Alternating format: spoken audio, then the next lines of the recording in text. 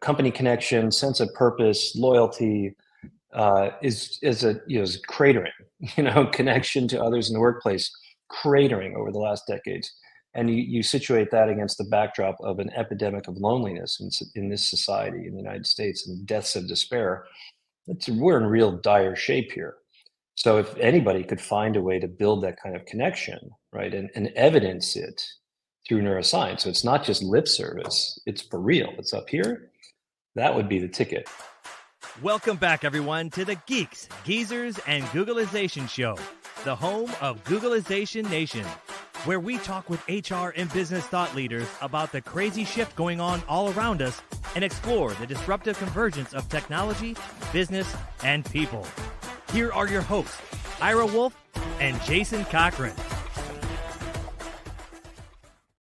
Well, welcome back, everyone, to another episode of Geeks, Geezers, and Googleization. Thank you for being part of Googleization Nation. I'm Ira Wolf. Jason, unfortunately, is not with us today. He's tied up in some meetings.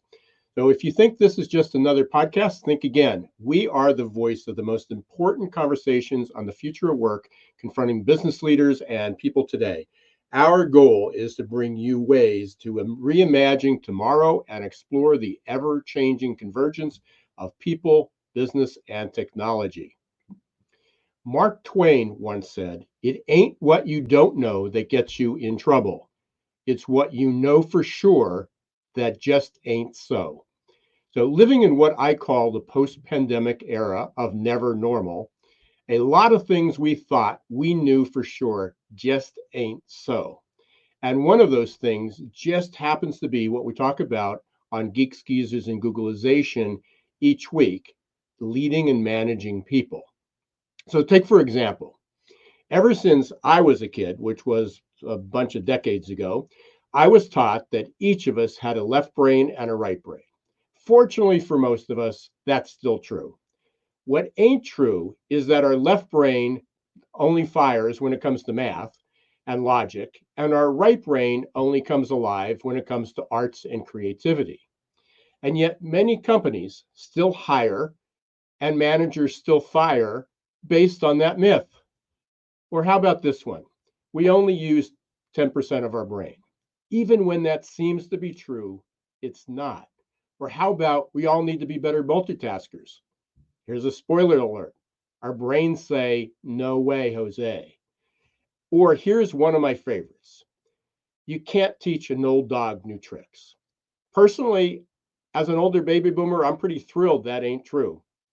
Well, today, I am thrilled to welcome Dr. Michael Platt to the Geeks, Geezers, and Googleization stage to help us sort things out about how our brain actually works, to dispel these myths once and for all, and to explore the fascinating world of neuroeconomics and neuromanagement.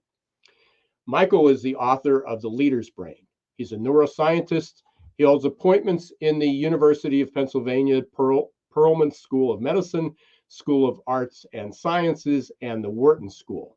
He's director of the Wharton Neuroscience Initiative, where I had the good fortune to meet him this past summer when I participated in Wharton's executive education program, Understanding the Brain, using neuroscience to deliver better results. And just recently, Michael hosted the Wharton Neuroscience Summit in early November, which was nothing short of amazing. And I'm sure we'll be talking a little bit about that too. And in his spare time, Michael's co-founder of Cogwear, a wearable technology company, and we'll be talking about that too. But before Michael joins me, it's once again time for our Perfect Labor Storm segment. This is where we focus each week on a disruptive, surprising, or worrisome trend that we believe you should know. Because one of the topics I'm sure we're going to cover today relates to human connection and the ongoing controversy between remote and in-person work, I pulled a stat from one of our recent interviews with Gallup's Vibhas Ritanji. Gallup's research revealed that only 16 to 17% of employees feel connected to their culture of their organization. That's less than 1 out of 7. But that's not the stat that bothered Vibhas the most. The stat that keeps him and leaders up at night should be this. Only 39% of senior leaders and managers feel connected. That's more than double what of the frontline workers and other workers. And in October 23, the 2023 TELUS Mental Health Index survey that was just released this morning, 23% of workers report a high mental health risk, 41% report a moderate mental health risk. This results in 51 lost working days per year due to depression, 47 lost working days due to anxiety, and 42 days due to workplace conflict. So fortunately, neuroscience might have a thing or two to say about why these things are happening. And here's a hint: where people work isn't the biggest problem. If you'd like to listen to our interview with Vibhas or TELUS Health's Paula Allen, that's a mouthful, you can download the replays on your favorite podcast or watch on YouTube. Just go to youtube.com/Ira Wolf and check out the Geeks, Geezers, and Googleization playlist. There's over 300 episodes on it. And two more quick announcements before I welcome Michael. If you're interested in learning more about management myths that neuroscience is debunking, subscribe to my free weekly newsletter at irawolf.beehive.com. That's irawolf.beehiiv.com. In this week's issue, I talk about rethinking busyness as we race against the clock, trying to get everything done before the holidays and the start of the new year. And finally, if you're looking for an inspiring holiday gift this year, you can download my latest book, The Change Insights to Self-Empowerment. The download is free. Just go to my website, irawolf.com, or you can give a gift with purpose this year and purchase signed copies by reaching out to me on LinkedIn, Instagram, or my website. And now it's time to welcome Michael Platt. Michael, welcome. Good to see you again. Hey, Ira. Good to see you in the interwebs after seeing you in real life. Yeah, that was a fascinating day. And before we let you off the air here, I definitely want to find out what some of your takeaways were from that, because it was a long list, and I think that was the first time since 2019, before the pandemic, that you met in person, right? Yeah, that was our first in-person summit since 2019. So it was very exciting for us, and I think is kind of launching Wharton Neuroscience 2.0 in some sense, with a bold new call to action. Well, it was a successful launch, a little bit more than Elon Musk's recent launches, but no, it was a super day, and what an incredible group of talented people, and for everybody else, hopefully, I guess next year, November is usually when you have it, or sometime in the fall. That's right. Yeah. Yeah. So everybody keep that in mind. But first, you've had an interesting journey. We certainly want to get into what's going on in neuroscience, but tell us a little bit about yourself, how you got into this, because I found it interesting. I think you studied anthropology as a college student, and when I went to school, anthropology was probably one step lower than philosophy, when people would say, well, what are you going to do when you grow up? How are you going to what kind of career do you have when you have philosophy? And it seemed that anthropology was probably even on par with that, or a little bit lower. And yet here you are. So tell us a little about your story. Yeah, anthropology is like one step up from American civilization. That was a big kind of, I don't know, trash can major when I was in college. But think about how my parents must have felt. So here I am, first kid in the family to go to college, working class kid, and like I choose anthropology as a major.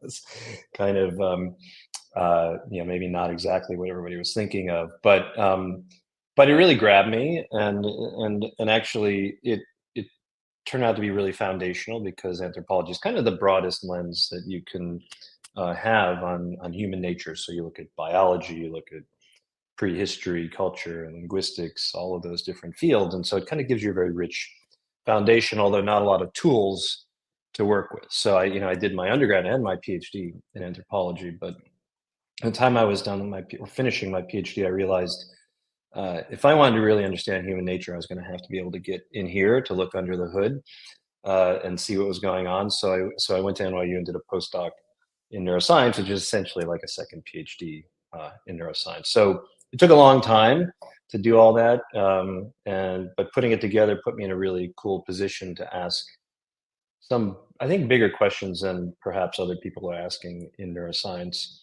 about kind of what makes us tick, really. And I've been able to use the tools to get there. But it's been a long journey. I was at Duke for 15 years in the med school, ran the Institute for Brain Sciences there for 4 or 5 years before coming here, which is just like kid in a candy store. You know, I get to play in medicine, I get to play in psychology, and I get to play in Wharton, which is the really disruptive part of this whole gig, which is like, hey, how can we take the tools, insights, analytics from neuroscience and put them into service of business?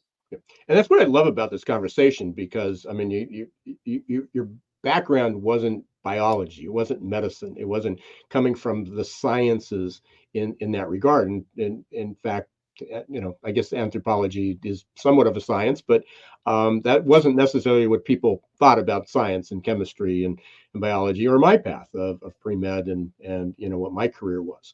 And anthropology was an elective you might have taken or avoided. Yeah, You know, exactly. at that point.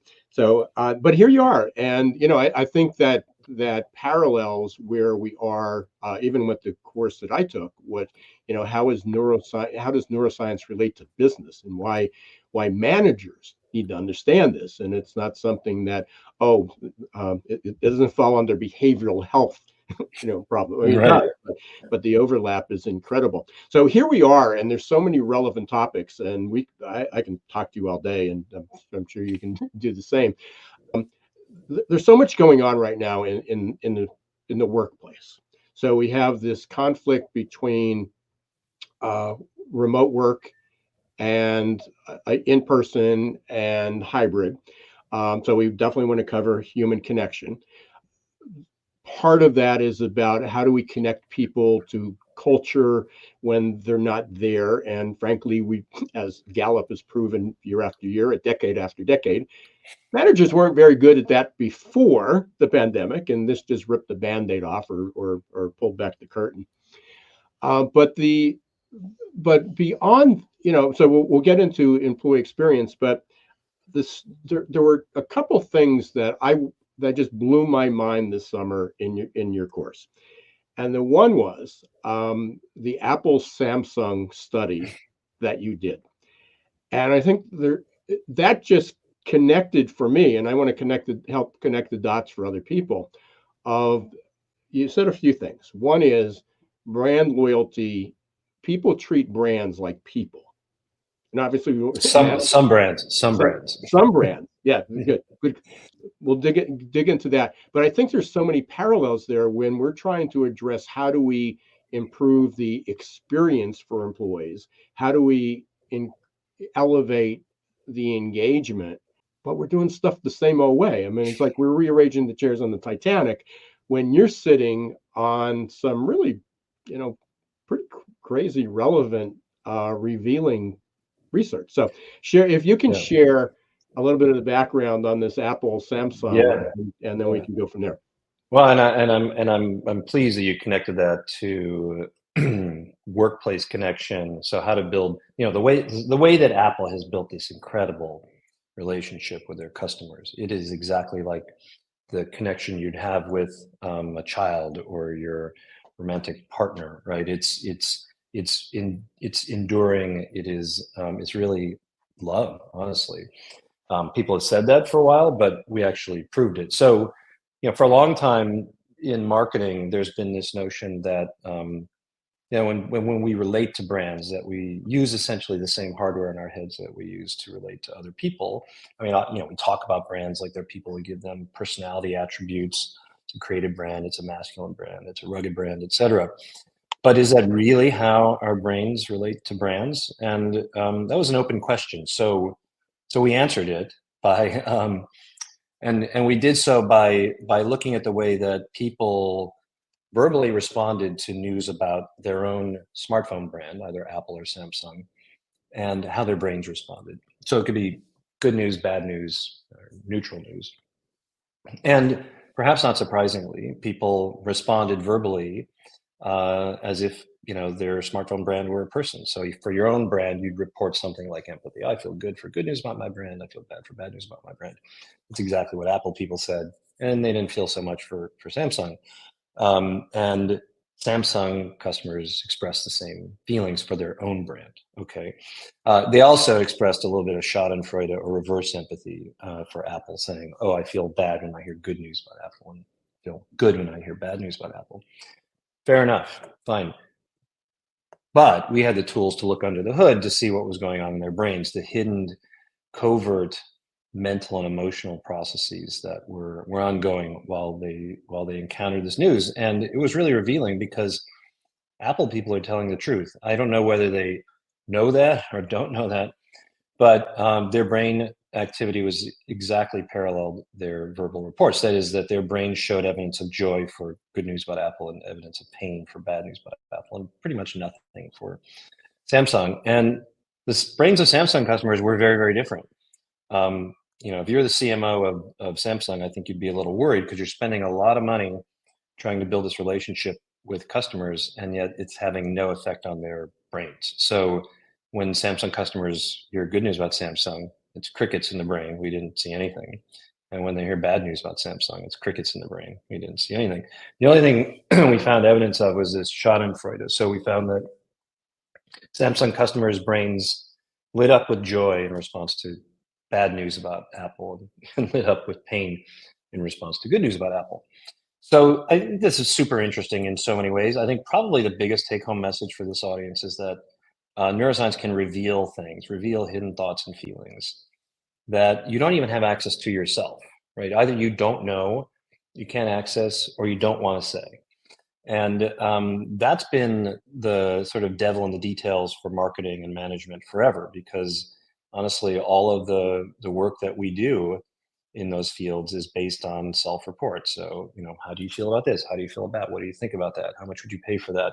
Et cetera, et cetera, et cetera. Are you creative? Are you disciplined and focused? And we know that those sort of self-reports are horribly inaccurate, right? And often misleading and often, self misleading. So that's, I think, the beauty of this study. The other thing about this study, though, is it provided a foundation for us. I mean, getting onto this question of connection to a company and a brand, to use that as a foundation for understanding what connection to a company might look like. As you mentioned before, company connection, sense of purpose, loyalty, is cratering, connection to others in the workplace, cratering over the last decades. And you situate that against the backdrop of an epidemic of loneliness in this society in the United States, and deaths of despair. We're in real dire shape here. So if anybody could find a way to build that kind of connection, right, and evidence it through neuroscience, so it's not just lip service, it's for real, it's up here, that would be the ticket. And I know I've been talking for a bit, but I'll tell you about a study we just completed. We just wrapped up with one of our corporate partners that was able to show just that. Yeah, and so let's keep going on that. I was just sitting back and listening, so you could have kept going. But let's make that connection, because again, there is so, I think on every manager's desk or desktop is a checklist and employee engagement or retention. I mean, we call it by all these different names, but it's how do we have a better employee experience? How do we create that brand, that loyalty? How do we stop this quiet quitting? How do we get people more engaged? And I think it's incredible that when I mentioned that Gallup study, that one out of 7 people are connected to their company culture, and only 2 out of 5 managers and leaders are connected to that culture. And the blame seems to be put on, well, that's because that's the remote work problem or the hybrid work problem. I mean, I think that's a big element of it. Something like 27% of the U.S. workforce is in a remote or hybrid, setting. So 40-some million people, that's a lot. But and I think that has had something to do with it. We've all felt Zoom fatigue. That Zoom fatigue is the struggle that our brains go through to try to read all those nonverbal cues out of each, a three-dimensional human squashed into 2 dimensions in a little box on the screen. It's just really hard to do. And you don't have the, and you're forced into time slots. You don't have those water cooler conversations. You don't have conversations with lunch. So there's a lot of reasons why that may be true. So we've worried about that. And one of the companies we've worked with, which is I love this company, Slalom. They're like what I call them is this sort of, I don't know, crunchy granola McKinsey. They're like the touchy-feely, good-hearted, Deloitte or something like that. They really at least their values are to put employees first, and they put a lot of effort into measuring the employee experience and employee connection. But like any kind of index like that, any kind of survey, potentially flawed. We don't know whether it's really drilling down and having any kind of validity. So it was kind of one of our challenges, was to evaluate that index and to really evaluate in a scientific way, a neuroscientific way, the connection or not lack of connection that employees had to the company and to each other. And so these were everybody. So what we did is we got these wearable brain monitoring devices, brain sensing devices, and we created a video to train Slalom employees how to wear them and how to collect data from themselves at work.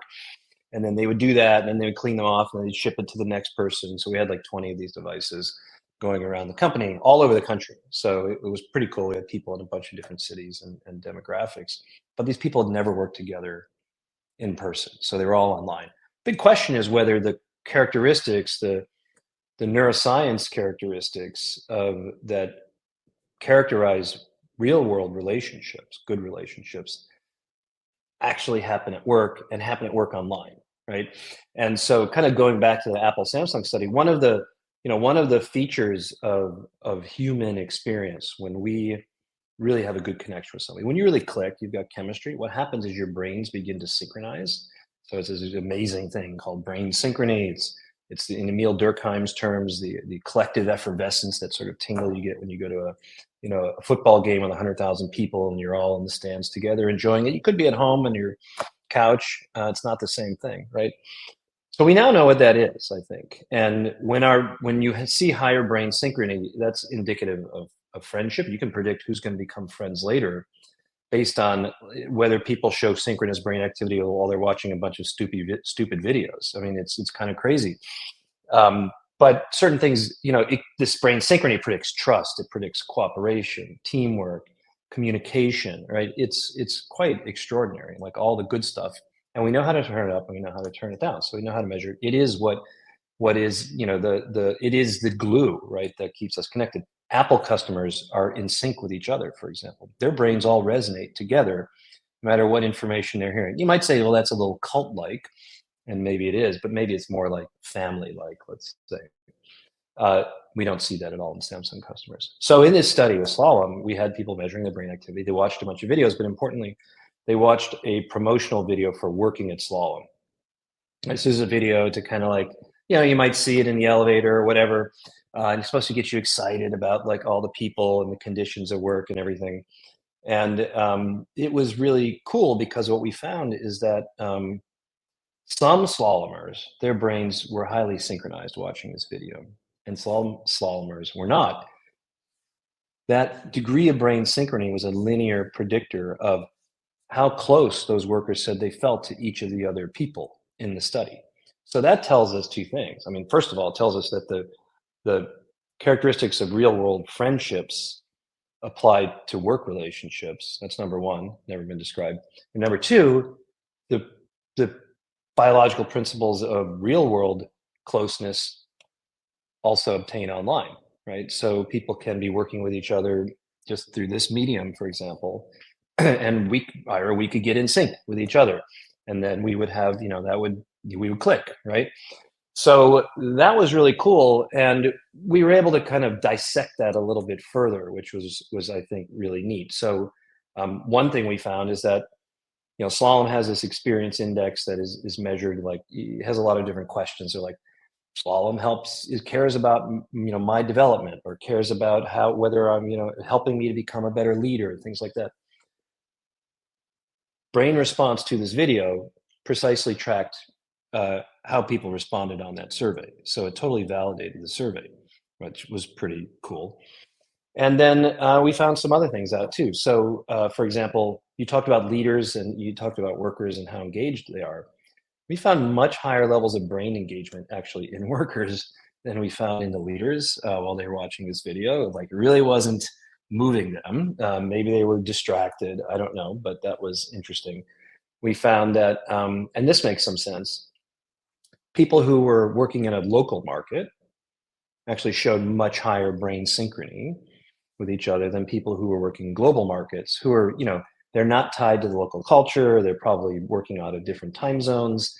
They're just, and you can imagine it, right? They probably feel a little bit disconnected, their work life from the rest of their life. And so there are a lot of really interesting, I think, teasers in there that we can pull on.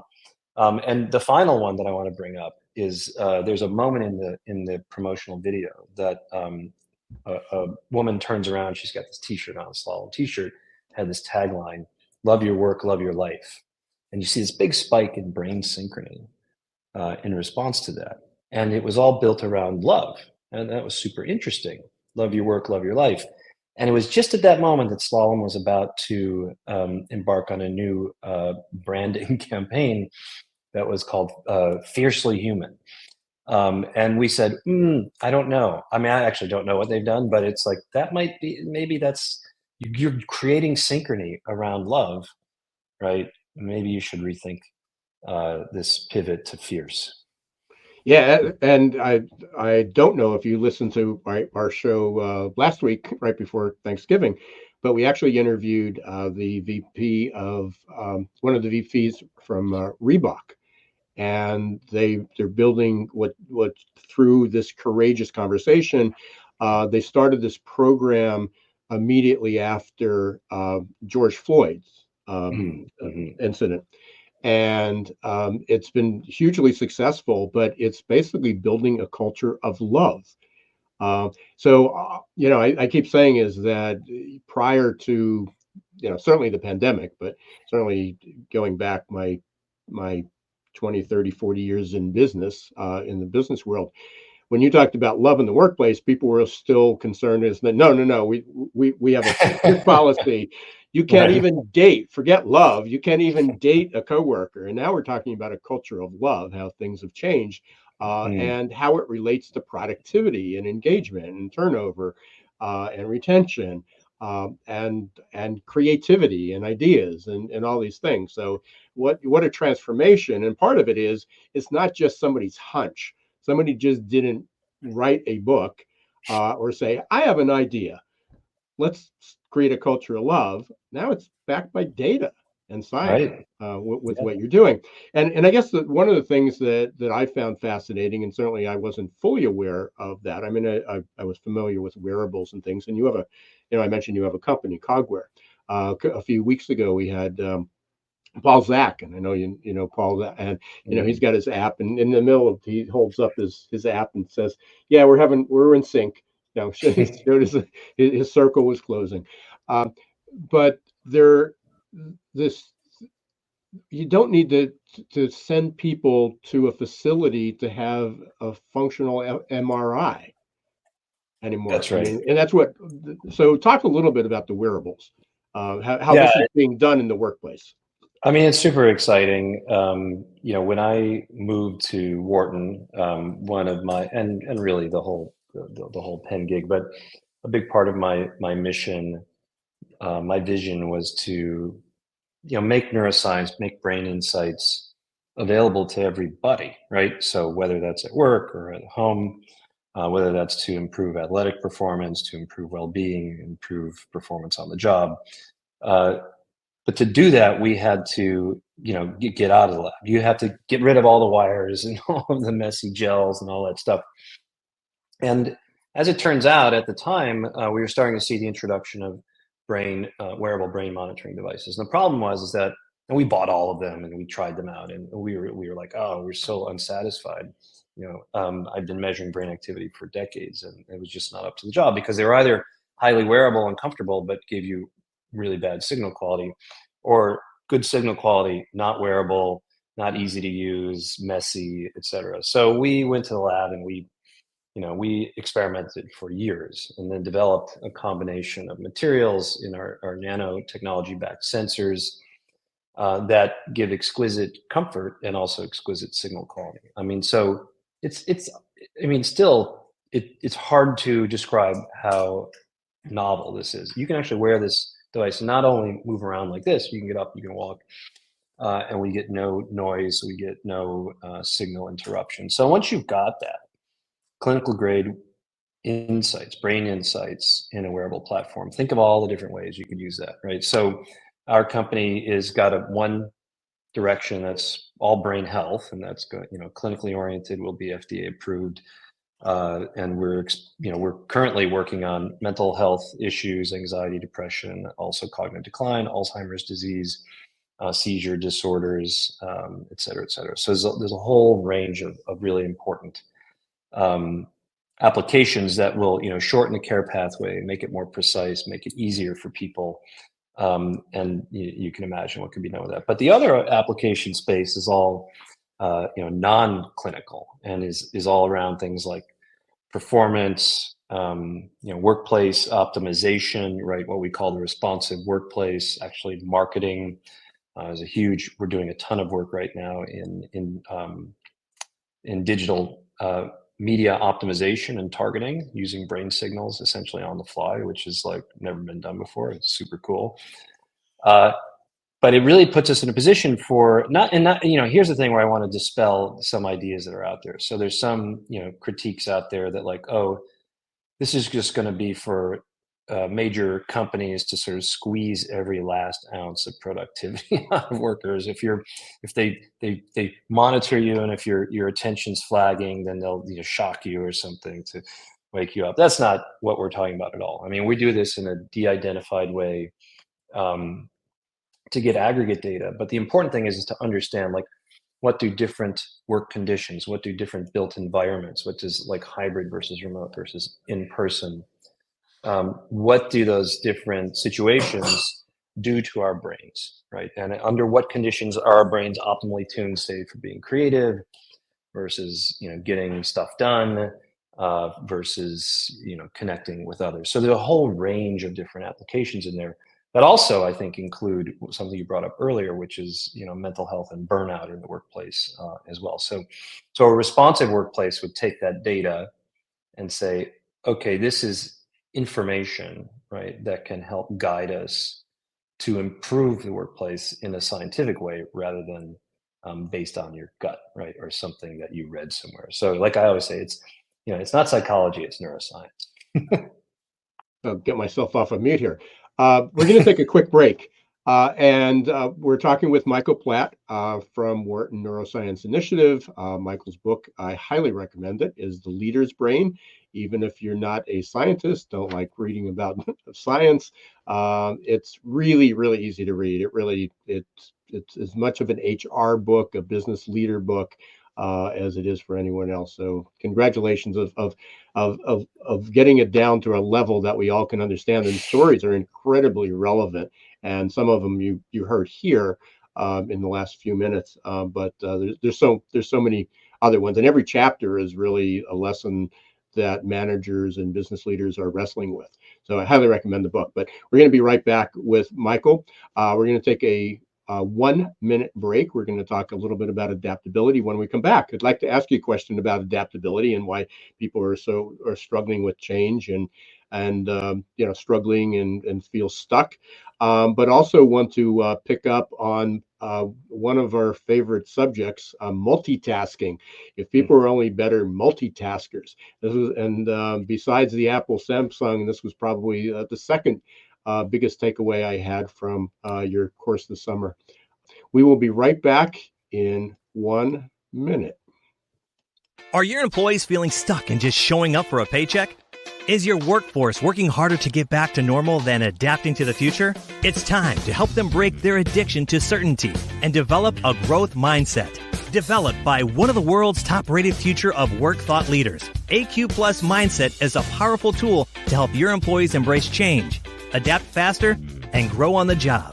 Conveniently delivered to any smartphone or laptop in easy to digest 5 to 10 minute lessons. Managers can sit back and watch employee attitude shift towards growth and innovation in just 30 days. Are you ready to help your employees thrive in this ever-changing, never normal world? Encourage them to show more grit, resilience, adaptability, and unlock their potential? The journey to a growth-filled future starts with a growth mindset. Visit aqplusmindset.com or call 484-373-4300. Hey, welcome back, everyone, to Geeks, Geezers, and Googlization. I'm here with Michael Platt from Wharton Neuroscience Initiative, and Michael's the author of The Leader's Brain. Michael, you just watched the commercial about growth. Here we're just 32 days away from 2024, which is frightening. Yeah, yikes. And everybody's probably either making their list of New Year's resolutions. We're going to change this in 32 days. That's the end. We're going to stop whatever we were doing wrong and start these new habits. Or people just said, it doesn't matter. I just can't change. I'm too old to change. I'm just stuck in my ways.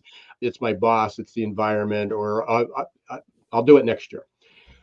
Why do people struggle so much? What's the, and again, is it, it's a sense of, I don't want to get too deep into the woods here, but we talked a little bit about this, and I was trying to figure it out when we talked about multitasking, and when we talked about things like the default mode network, which I don't want to get into too techie here, but it's what's going on in our brains that people just have this difficult time.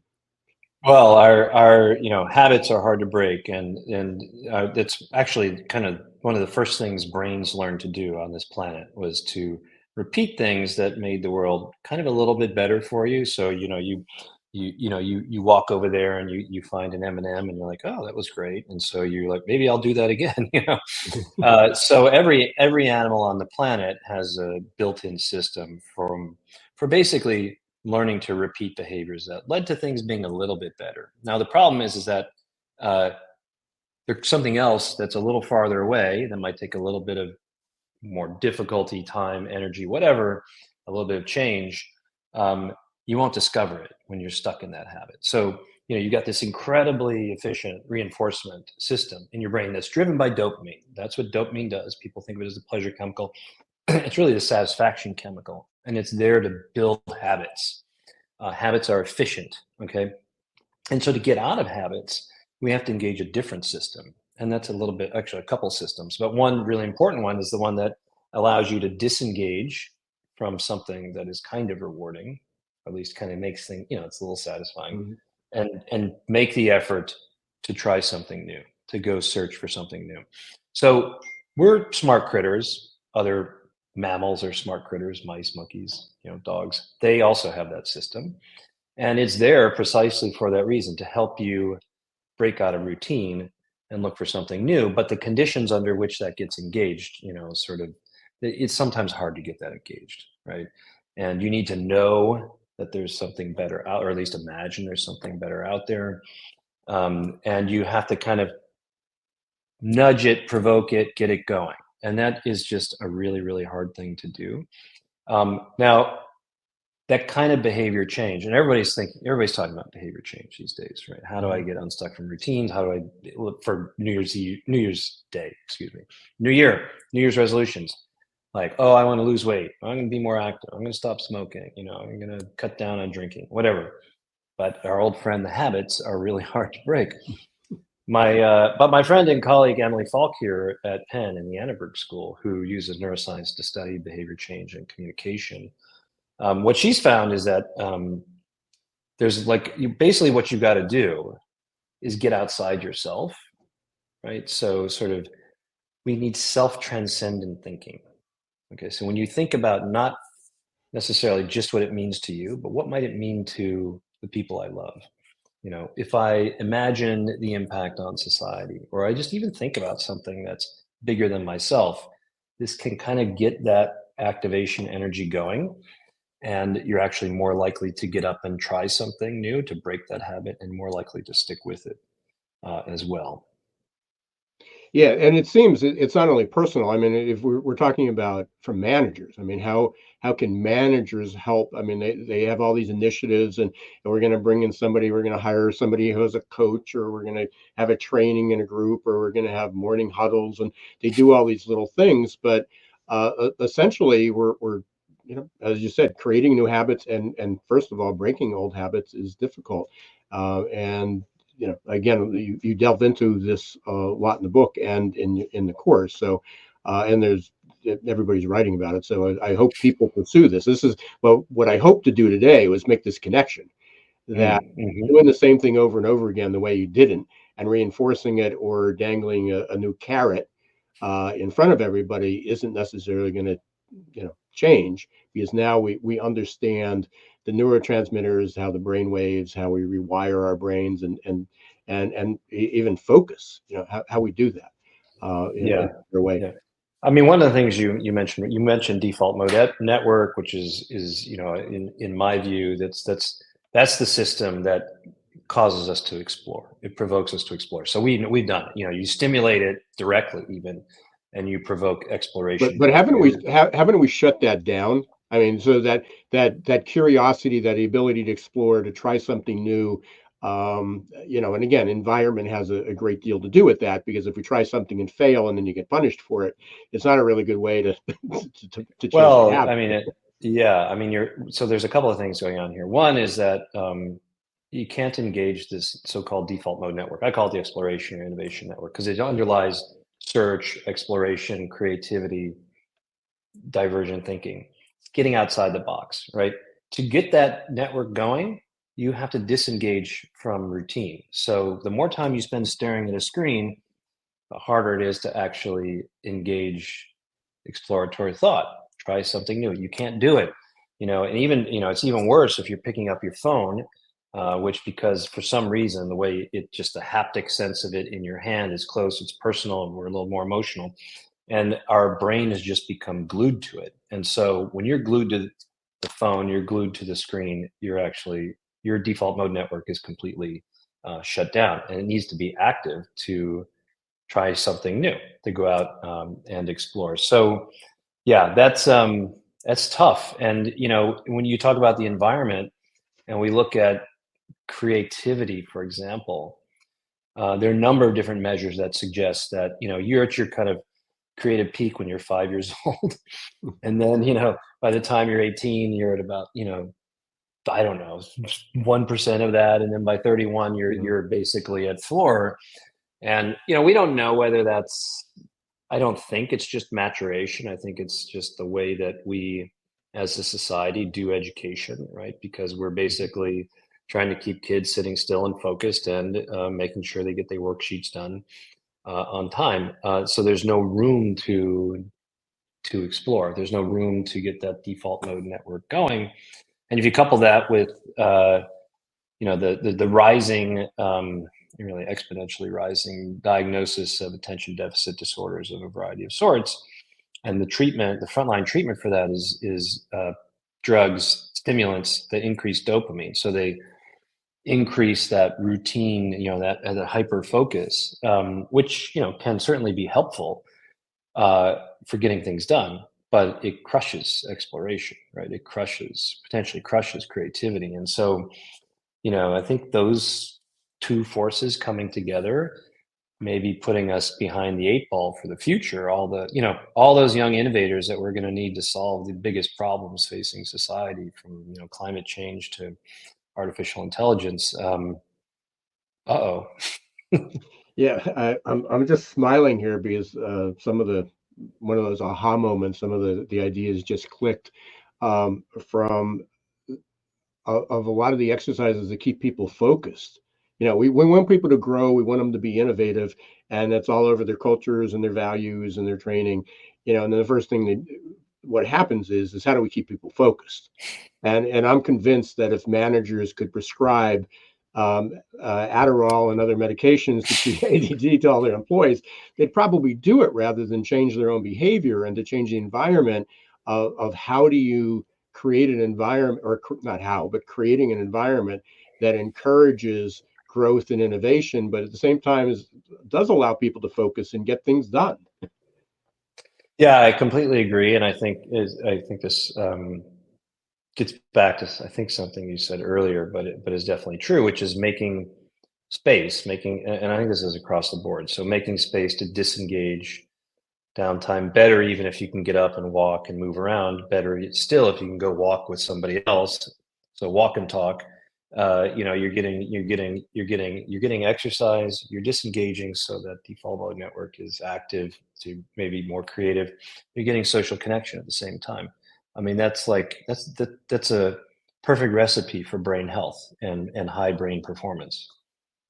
Yeah, it's interesting. I'm teaching innovation and entrepreneurship. We just did a exercise on ideation, and we exposed undergrad students to brainstorming, brain dumping, brain walking, and those are good exercises, not just to say, oh, let's have a creative session, but just how do you get people to detach for Mm, a few minutes and to generate those ideas. And obviously you can't brainstorm and brain walk by yourself. I mean, you right. can, but I think what you're talking about. I mean, is and I've heard this said before, but I'm probably one of the biggest, I won't say advocates, but probably the biggest sayers of this.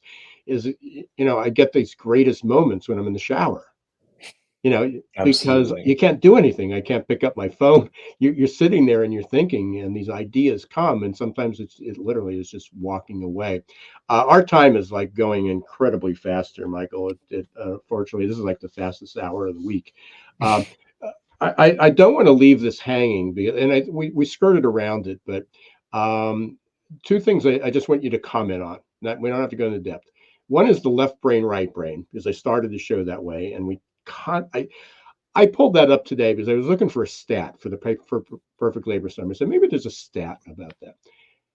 And I mean, I don't know how many hundreds of millions of of links came back about how to encourage people to be more left-brained and right-brained. And so talk about that just for a second.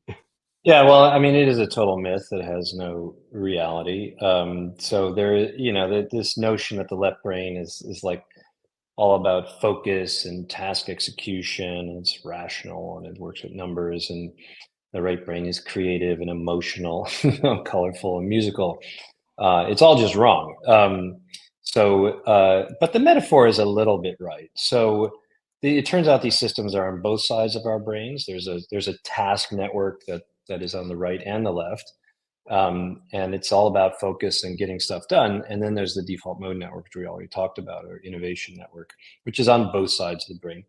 And these two networks are typically like a yin and yang in the brain. So one goes up, the other one goes down, and they're both really necessary, right? So you do need to focus to execute at times, but you also need to disengage so you can come up with new ideas, so you can explore, etc. So there's sort of this, back and forth, up and down, and we need to have that space for those two things to happen. I think the notion of left brain, right brain, I don't know. I mean, it derives from the fact that language is a little bit more localized to the left side of the brain in most people who are right-handed, but it doesn't mean that it's all on the left or all on the right. But a person who has a stroke to the left side of their brain will have more language impairments than a person who has it on the right, unless they're a woman. So that who have more even distribution across two sides. But all these other functions, there's nothing to that at all. So the biggest takeaway from that is managers stop hiring for left brain and firing because they have a right brain, right? Right. So and just a really quick and we just skirted around this issue before with multitasking and things. So we're really not multitaskers. I love how you described it. I think I picked it up either in the book or during the course. Is that we're task switchers? Correct. Yeah. We really can't multitask. Despite the fact that each of us has roughly 86 billion neurons in our brains, sounds like a lot. Turns out it's not very much. I mean, so we're surprisingly limited in what we can do. And the reality is that our brains have evolved to be extremely efficient Okay, because our brain consumes less power than a 20-watt light bulb. Okay, and yet is more powerful than these computing systems that have wet racks of servers that are consuming enormous amounts of electricity. So how do our brains do that? By being super efficient. Okay. And our brains are efficient by not being able to process everything at one time. There's a limitation on what we can process. Maybe it's 3, 4, 5, 6, 7 items at once. Maybe you can hold in your mind. We know the more options you add to a menu, the harder it is to make a choice. The more things you're asked to do at any one time, the more likely you are to make a mistake. And so what we do is we serially direct our attention from one object or train of thought to another. We just can't really divide it. And I think that this also plays to or speaks to this silly notion that attention spans have been getting shorter over the last 20, 30, 10,000 years. I've heard that even. Now our attention spans are shorter than a goldfish. I don't know how you measure attention in a goldfish, but no. What's happened really is that there are more things that we can, more sources of information in the environment. So the average person has probably got like 5, 6, 7 devices open at once. A young person anyway, and they're just cycling between all these things. So the more things there are, the more rapidly you should cycle. It's a pure principle. It's a mathematical principle about exactly what your brain should do. And then we know this algorithm is baked into our brains and the brains of every other animal on this planet. So you're doing the right thing. We just need to reduce the clutter. You just need to create a clean environment and have one thing at a time that you're focused on. Yeah, so I want to thank you, because if the category of multi-distractions and multiple devices at the same time is equivalent with being young, I got to thank you for that, because I had to shut down X number of way too many windows and devices before we came on the air, so I can focus on this. One final question I have before we dig into our lightning round is, I always like to ask our guests, is there something I should have asked you but I didn't, or you wanted me to ask you but I didn't? Oh, wow. Something I wish or you should have asked me.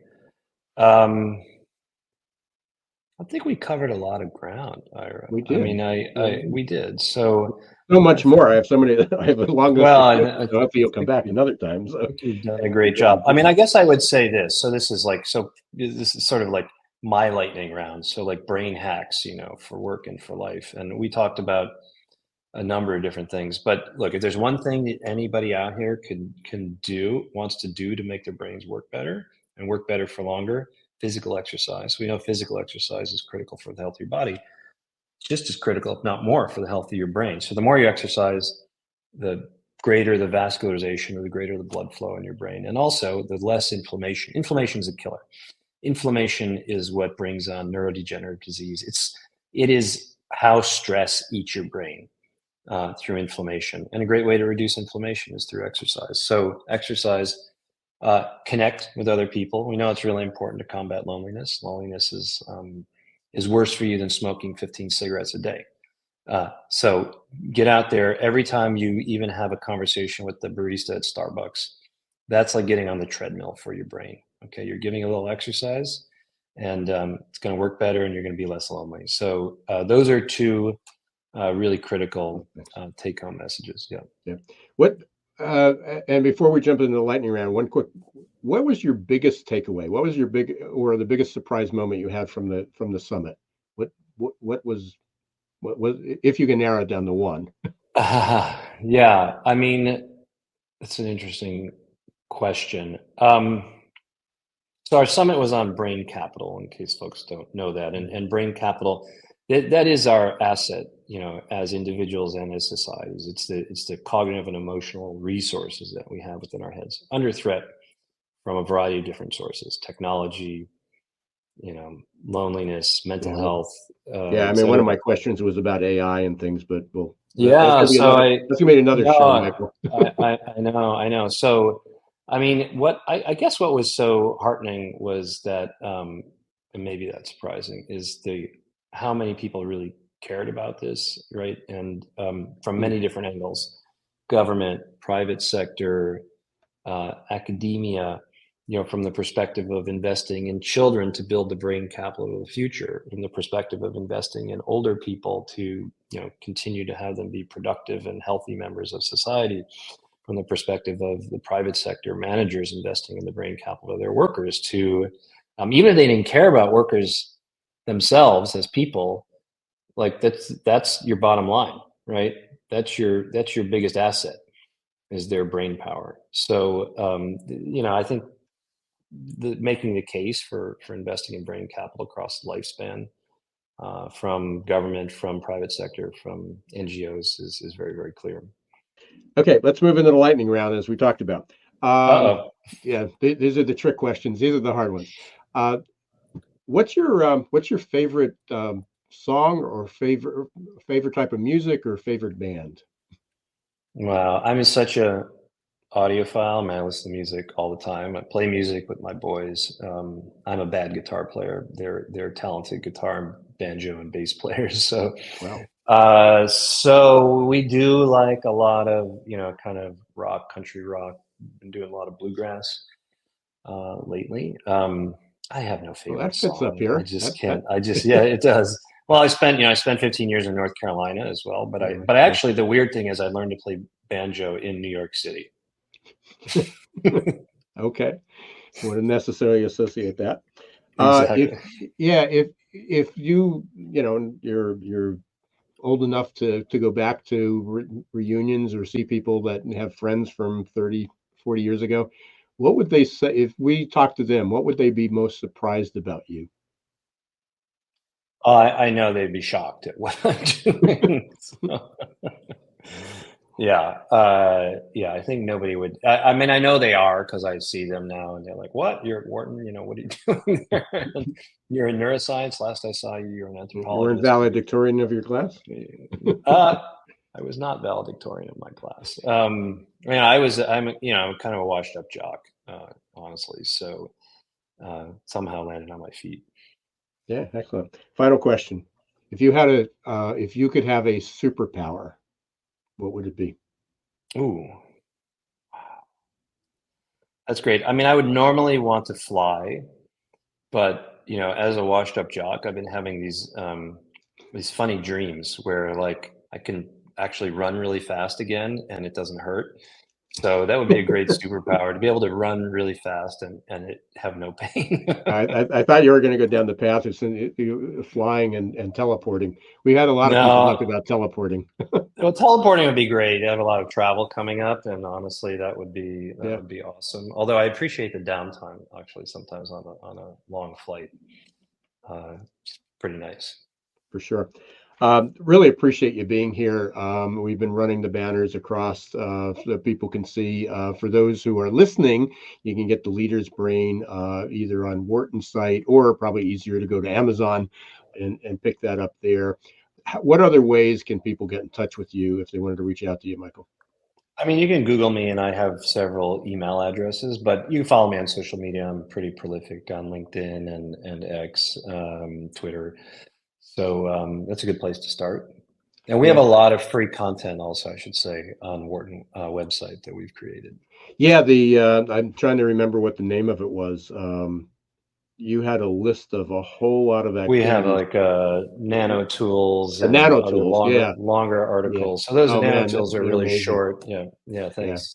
yeah, they're amazing, and yeah, so many other resources. So I know you've got an incredibly busy schedule. We were talking a little bit about the show. Wish you a very happy holiday, safe travels. Hopefully you get some downtime. Definitely want to, we'll be keeping in touch, and love to have you back at some time. Obviously, it's so many opportunities and fields that are changing. This field Thanks, is changing. Ira. Yeah, Yeah, it's very dynamic. There's so many things and that my book is like so out of date at this point. So yeah, it's like I two need to years write old. another one. Yeah, Yeah. yeah, I get it. I totally get it. So appreciate that.